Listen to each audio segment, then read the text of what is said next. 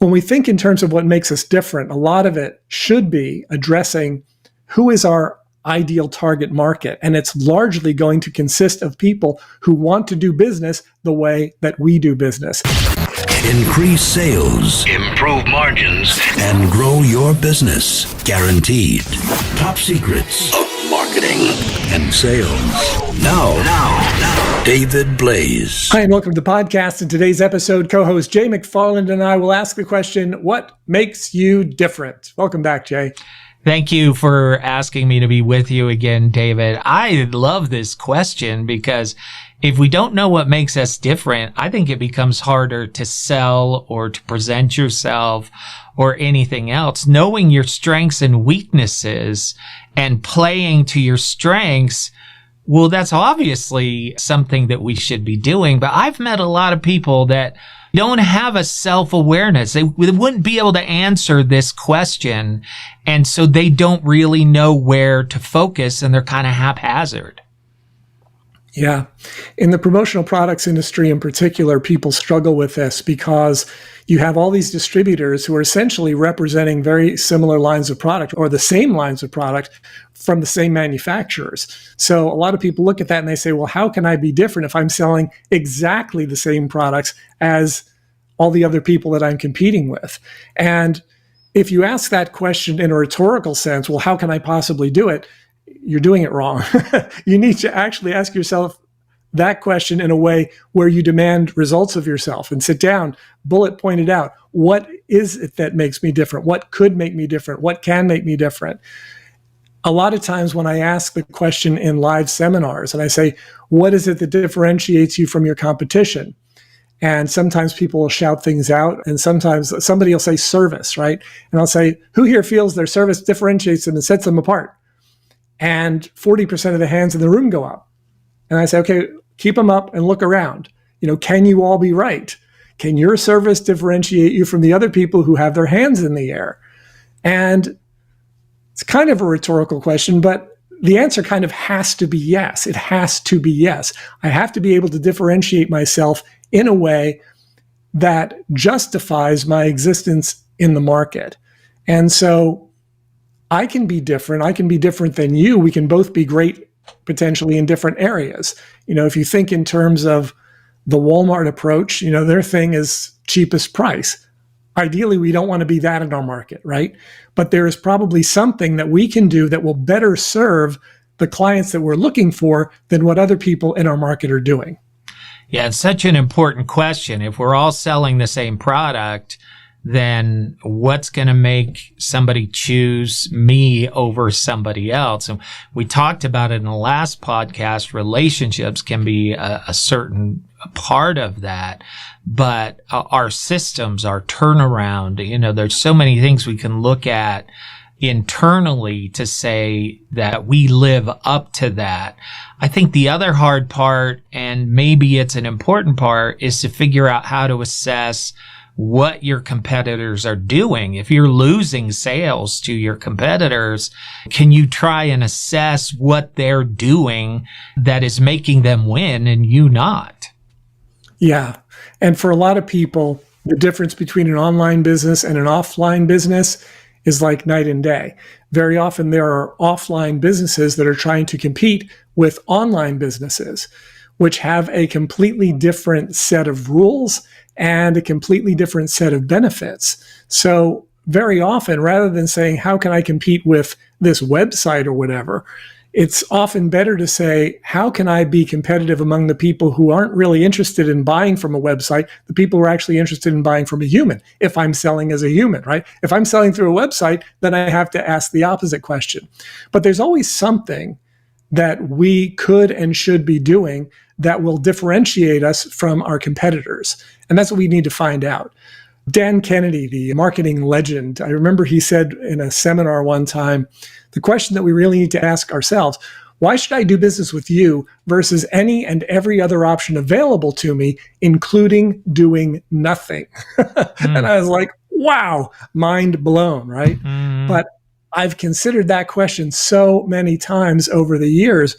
And the last part of it, including doing nothing, is huge because the biggest thing that people tend to do when they're not buying is they're deferring, they're delaying, they're not doing anything. So the answer to that question has to position us in a way where doing business with us is better than them continuing to do what they're doing or doing nothing.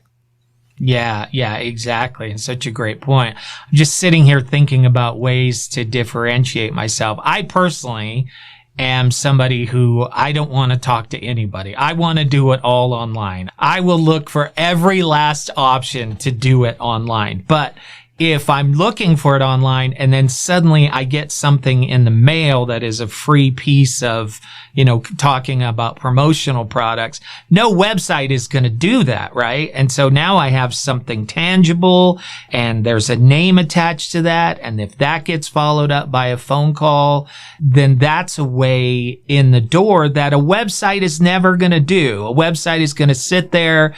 They're going to do their Google ads and everything else, and they're going to be competing for the same space in those search engines. And so for you to try and rank even at a place where you're going to get seen can be very difficult. So the website path, I think in many ways is the harder path if you're not already dominant in that area. Right. And so many of the people that we work with are individuals or small businesses that are looking to get attention. They're looking to create awareness in their market. They're not sure how to do it. They look at all the online solutions and they get overwhelmed by that. But it really is apples and oranges. And one of the analogies I use very often is it's the difference between the kind of person who is going to hire a contractor to put a deck on the back of their house, or go to Home Depot, buy the lumber, buy the nails, buy the tools, buy the saws, and do it themselves, right?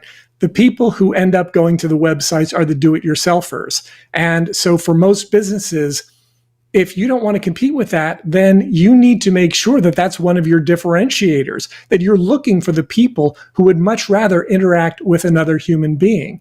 And even those who might prefer to do business online, like you indicated, if I can do it quietly myself, I'm happy to do that. The only time that's really different is that if you're going to buy something and you know somebody and you trust somebody in that realm, then you're actually kind of excited to pick up the phone. When you want to buy something from somebody that you know and like and trust, as the old saying goes, you're excited to do that. You'd rather do that than go online and find it, which also goes back to our last discussion about relationships. So when we think in terms of what makes us different, a lot of it should be addressing who is our ideal target market. And it's largely going to consist of people who want to do business the way that we do business, and then matching up our style of business with the way that they want to do it. But identifying those people and disqualifying those who don't meet those criteria are really the quickest ways to do that. Yeah, I love that, because I think so often in business, we feel like we have to sell to the whole world, like everybody is our client. And that makes it very hard to zero in, very hard to market to. You're going to dilute your marketing power when you do that. And what also occurs to me, David, is that you can do both. I mean, in the business model I'm in, we have a website that gives information, but we also offer a free 20-minute consultation. So now you've got kind of both. If they just want information from the website, then great. If they want to talk to a human being and have specific answers to their situation, then great. And we do well off of both of those models. So it's not like you have to pick one over the other. But one of the things I think is very important is you have to have somebody during that consultation who is good. And if it's you, then great. But if that 20-minute consultation is a sales call, then you'll have blown your credibility. You need to make it a legitimate consultation where you provide a value and a service. If they just get a sales call, man, I will hang that phone up so fast, and move on to the next person. Right. And I think for a lot of people, a lot of businesses, a lot of salespeople, the website is a good place for them to be able to deliver information that will advance the sale, advance the conversation. So if you've got access to resources like that, you can say to someone who would like to interact with a human being, you can go to the website, you can download that, or if you'd like, I'll email it to you. And the people who want to do business with humans might say, yeah, just email it to me. I'd rather do that.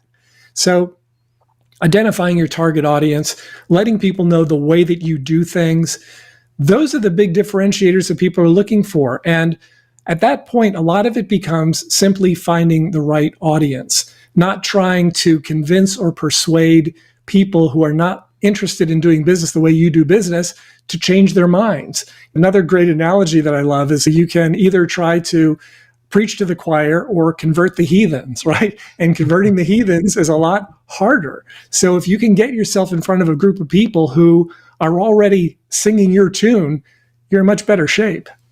Yeah. And I'll also add to that, we talked about targeting the audience that will be best for your business model, but I think also assessing your strengths. There's a great book. It's called Unfair Advantage. And it's where you figure out where you excel more than other people, or where you have contacts that other people don't, or whatever. If you're really good at building relationships and really good at working with people, that should inform your business model, right?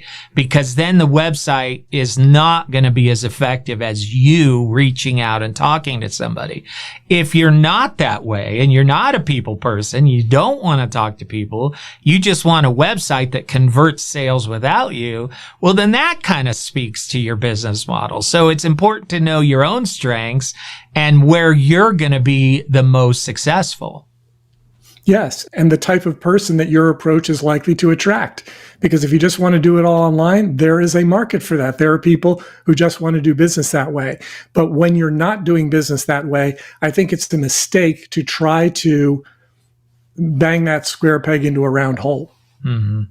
Yeah, absolutely. How do people find out more, David? You can go to topsecrets.com/call to schedule a call with myself or my team. We'd love to have the conversation. If you're having trouble differentiating yourself in the market, if you're having trouble identifying the people that you need to be interacting with, the ones who are actually likely to spend money with you, this will be time well spent. So go to topsecrets.com/call. We'd love to have the conversation. All right. I always love our conversations, David. Thank you so much for your time today. Thank you, Jay. Increase sales, improve margins, and grow your business. Guaranteed. Top Secrets. TopSecrets.com.